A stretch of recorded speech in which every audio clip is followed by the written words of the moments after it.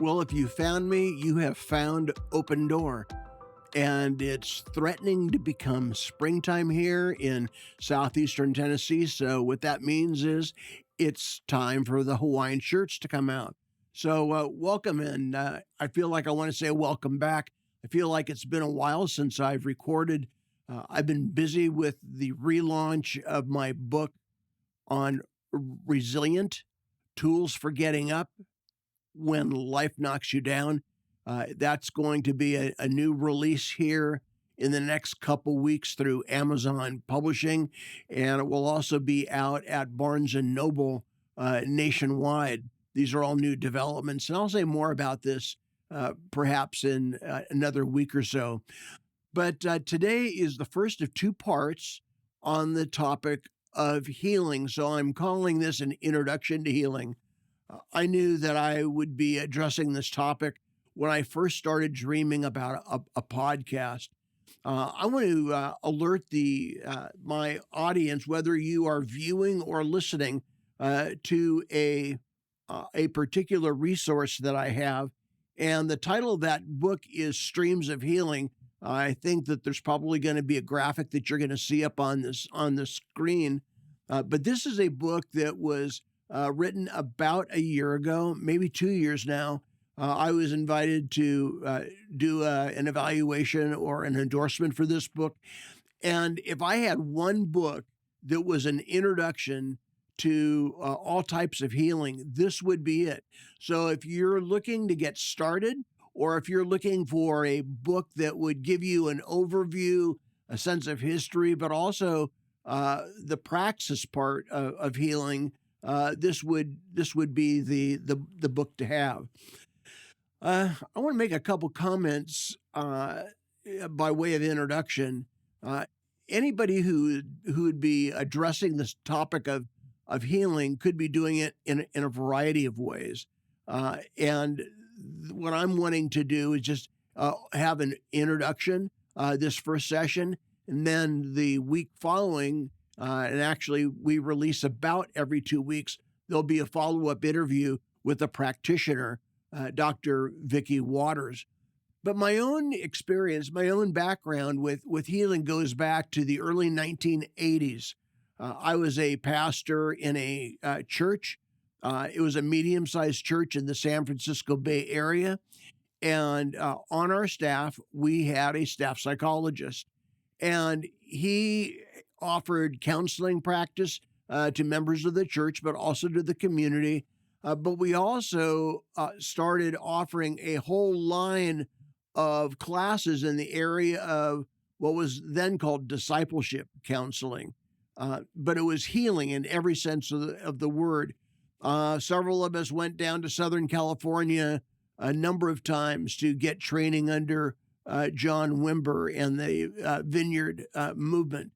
And it was in those days that I was exposed and introduced to aspects of a ministry that I had certainly read about the Bible, but when it came down to actually seeing somebody healed, whether physically or emotionally, it was a totally new, different can of worms to me, so to speak.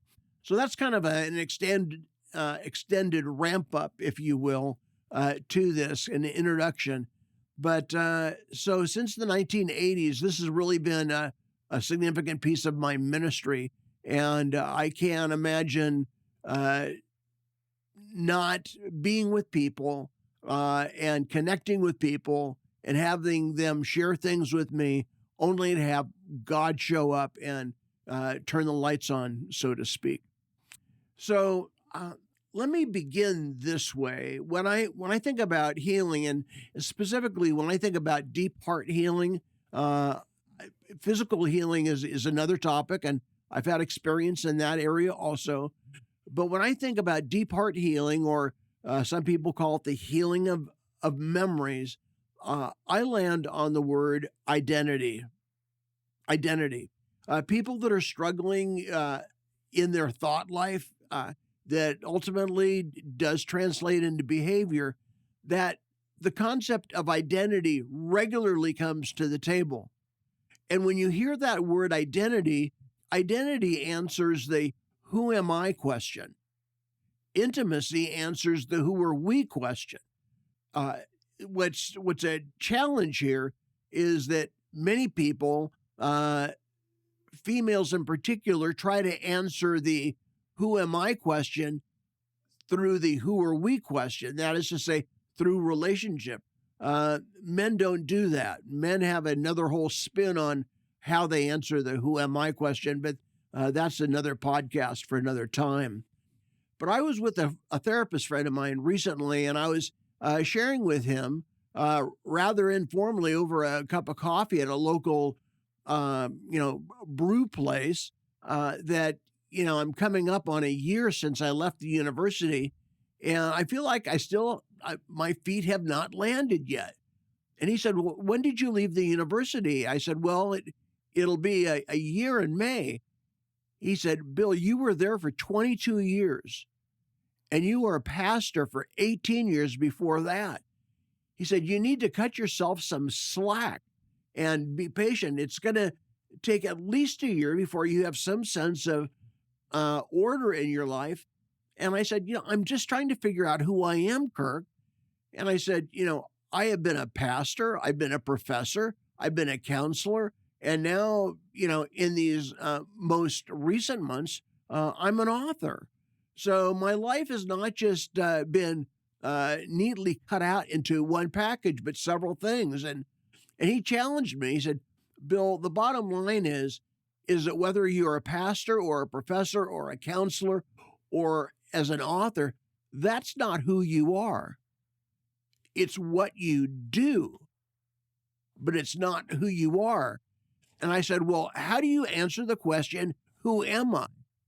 And that went into another whole discussion, but it does, bump up to what we're talking about here today. I have come to know that when people are trying to answer the who am I question, many people, they try to answer that question in a vacuum or by themselves. And I am of this very strong conviction that you cannot answer that question, who am I, in a vacuum or by yourself. And when somebody individuates, when somebody tries to live life on their own, they're going to be faced with confusion and loss and a sense of pain in every sense of the word. And so I want to look at that word identity through 4 self words. Self words. And what I mean by that, and the first of the 4 that I would offer to you is self-reliance. That is to say, I can handle this. I can do this. I may have never done it before, but I have enough of the goods within me to handle this, to answer this challenge, to navigate this decision on my own. And that's self-reliance. John Maxwell said that the larger a goal, the larger a challenge that somebody has in their life, the greater the likelihood that they're going to need others to help them with that. He then said this statement, and I've never forgotten it. He said, 1 is too small a number to achieve anything of significance. Well, if somebody camps out with self-reliance long enough, the second self is going to surface, and that is self-criticism. That is to say that a person realizes, gosh, I guess I don't have enough. And that self-criticism, some people would call it a negative script or negative self-talk. And when that happens, and when somebody continues to live in that self-critical mode for very long, then a third expression of self comes up, and that is self-doubt. And when somebody has self-doubt in them, what can be described in that scenario is that person lives by way of second-guessing themselves. And so then they go back and they try that which didn't work before. And so I might as well go back and redouble my efforts and try to do it again, only to have themselves fail again. And ultimately, they're left in a state of in a worst case in a state of depression, and that's so you have that self reliance, you have self criticism, you have the self doubt, and then ultimately you put those three things together. What we have here is self sabotage. That is to say that a person has become their own worst enemy, and with that, the house of cards comes, crashing down. So, so imagine that somebody has gone through some things in life. It may not be a huge hiccup or speed bump, if you will, but the reality is that things just have not gone well for them, and they have less energy. Maybe their eating habits have changed. They're either eating too much or they're not eating enough at all. Perhaps they are hanging around people that are not the best influence, and that's who they're getting their guidance from, their counseling from. And ultimately, this person whose life has come into a sense of disrepair, and I'm going to use the word here, that stands in need of healing. So what are they supposed to do? Now, keep in mind, this person has been self-reliant. They have been the captain of their own ship, if you will. And at some point in time, that person is going to need to risk. And they're going to need to decide that they're going to go to a source of information. That could be a counselor. That could be a pastor. It could be a good friend who is balanced and squared away and can offer wise counsel, but they're going to need to risk. And I'm going to share with my audience here that risk comes with a price tag. And the reality is that some people choose their source of help wrongly. That is to say, they don't check out who they're really talking to. And when that happens, I'm wanting to bring two terms to the table here, and it's really, really important. In order to receive healing, and particularly in a deep heart way, there's going to need to be a sense of getting constructive criticism. And it's important that we learn the value of constructive criticism.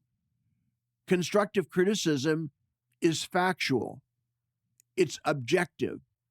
Constructive criticism comes from another who oftentimes has been at that similar place themselves and can shed light and can offer constructive criticism, even if it's saying, you made a poor decision here.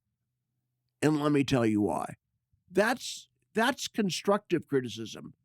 But again, there's another side here. There's another roll of the dice, if you will, and that is that some people choose wrongly that source of help, and they get toxic criticism. Toxic criticism is not objective, it's subjective. Toxic criticism oftentimes is uninvited. Toxic criticism is opinionated. Toxic criticism leaves the seeker in worse shape than when they first engaged that supposed source of help.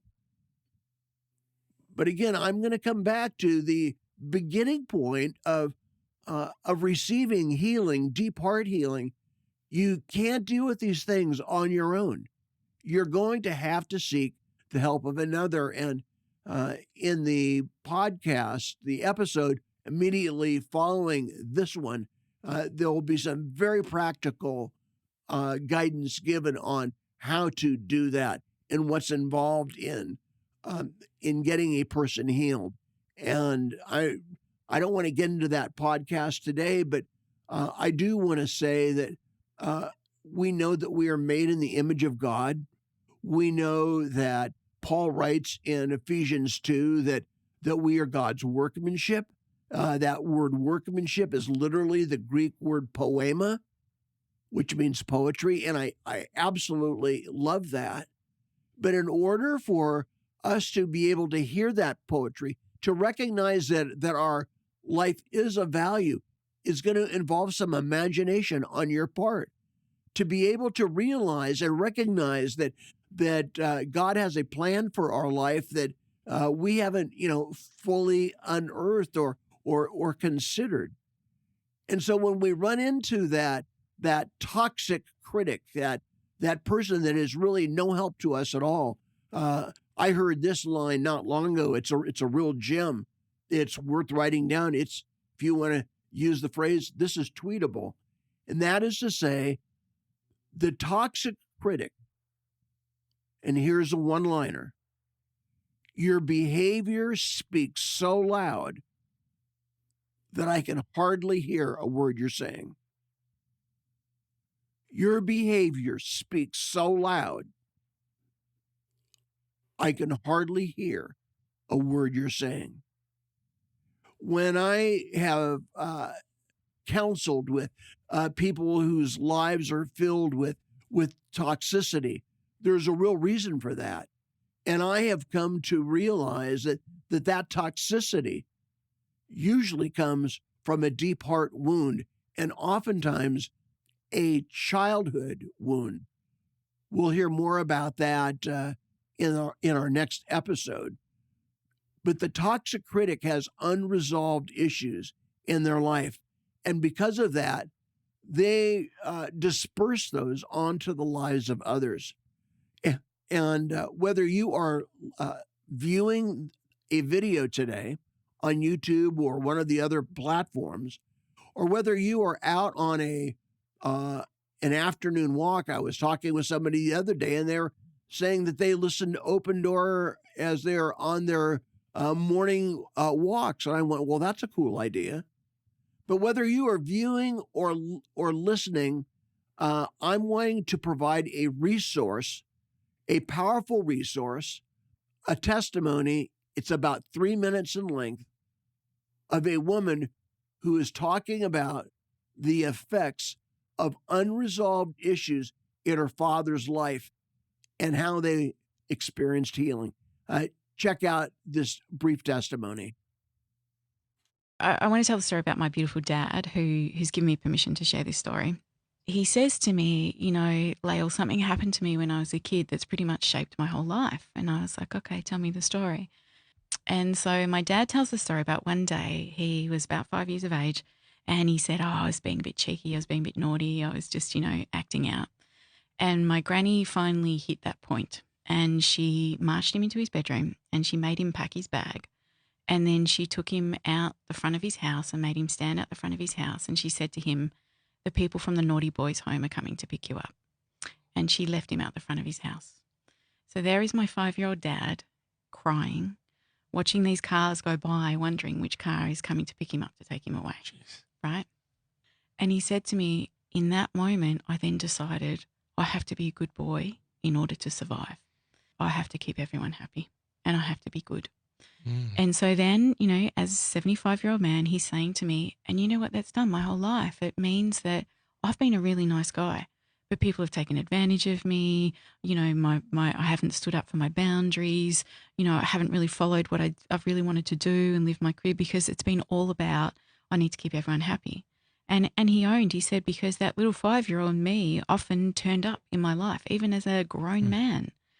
Now, that story, when we pull back from that, that story is not uncommon, in families, because when we reach capacity, when we are deeply stressed, we do and say things that we regret and we don't want to, and we want to take them back, right? And I have deep empathy and compassion for my granny, who would have been at her wit's end, and my grandfather and all, and nobody's wrong in this story. It's just a story. Now, that story, particularly for my dad, has shaped most of his life, because he hasn't put himself out there and taken risks and done all those things, because it's the little boy in him that he's often calling the shots. a lot of the time when we're getting triggered, when we're getting activated, it is not the adult us in that situation. It's usually the wounded child that is turning up and that is protecting themselves. Now, I don't know what you thought when you heard that testimony, but to me it was very, very powerful. I want to wrap up this introduction to healing today with a passage of scripture. It's fairly well known. That's Paul writing to the church at Rome. He is writing to them on a variety of topics, but in Romans chapter 12, this is what Paul writes. And so, dear brothers and sisters, I plead with you to give your bodies to God because of all that he has done for you. Let your lives become living and holy sacrifices, the kind that he will find acceptable. And this is truly the way to worship him. Don't copy the behavior and the customs of the world in which you live, but let God transform you into a new person by changing the way that you think. Then you will learn to know God's will for your life. That's Romans 12, 1 and 2. Paul is saying that as you submit to God, the number one thing that we need to submit to God is our way of thinking. I have seen that the key that unlocks the problems in people's lives is not in their behavior, what they do, but it's in their belief system. And Paul uses the word know or learn 2 times in Romans 12:2. It's through learning and knowing what God wants us to do we come into a new understanding of who we are in Christ. Well, this is kind of my introduction to healing today. There's many facets to it. This perhaps is a podcast that you might want to listen to more than once. It's an introduction to healing. And next week, I will be interviewing a dear friend of mine, Dr. Vicky Waters, and she will be offering the practical aspect or the how-to on how people get set free. Hey, have a great rest of the week, and thank you for supporting the podcast. If you find this to be helpful, give it a thumbs up. Let people know on your platforms of social media, and I would appreciate that. Until next time, God bless you.